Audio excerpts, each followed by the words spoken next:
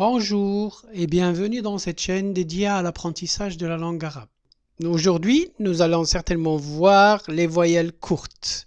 La vidéo précédente, on a présenté la fatha comme la voyelle qui représente le A et on a dit que c'était une petite barre qu'on va mettre sur la lettre. On a vu aussi la kasra qui représente la voyelle I, une barre qui est cette fois-ci sous la lettre.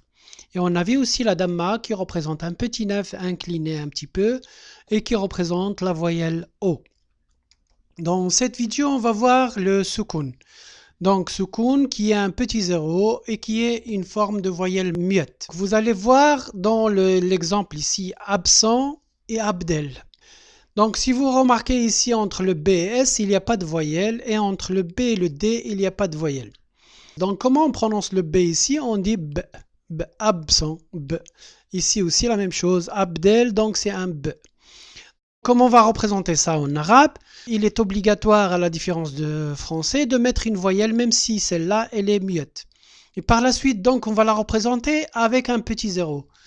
Vous voyez que c'est simple. Donc, on présente un petit zéro qui explique qu'il n'y a pas de voyelle entre le B et le S.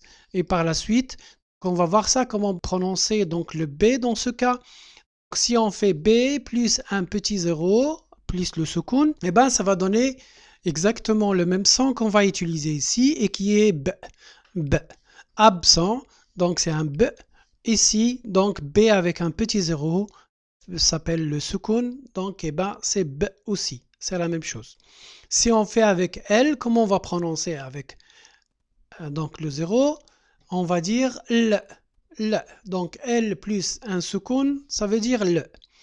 Passons à un exemple concret. Cette fois-ci, on va dire chien. Alors, chien en arabe, c'est kalb. Kalb. D'abord, il faut remarquer ici qu'il y a une voyelle A ici.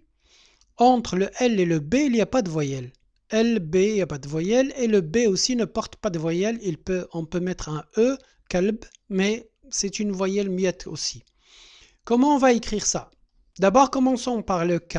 Alors là, ça, on a vu dans la vidéo précédente, K, on va faire un K avec une fatha.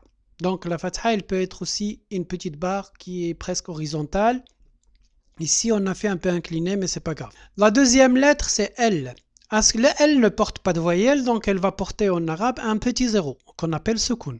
Donc le petit zéro, et voilà le L. Remarquez ici que le L, qu'il est attaché avant et il est attaché après. Donc le L, il devient comme une petite barre au milieu. Kalb. Et la dernière lettre, c'est B. Donc B, kalb, il n'a pas de voyelle, donc il va porter un petit zéro aussi. Kalb. B. Kalb. Kalb. Et ça aussi, vous voyez ici que le B, il est attaché avec le L. Donc il y a un petit trait pour être attaché. Et bien et voilà.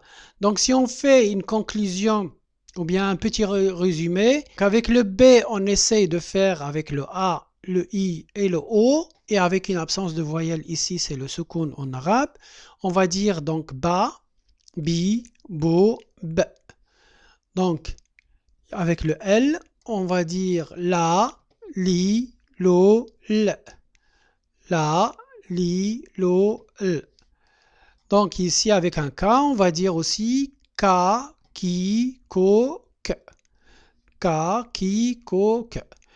Et voilà pour le moment, on a fini donc cette leçon pour les voyelles courtes. Nous pouvons passer à la prochaine vidéo. Et la liqa. Au revoir.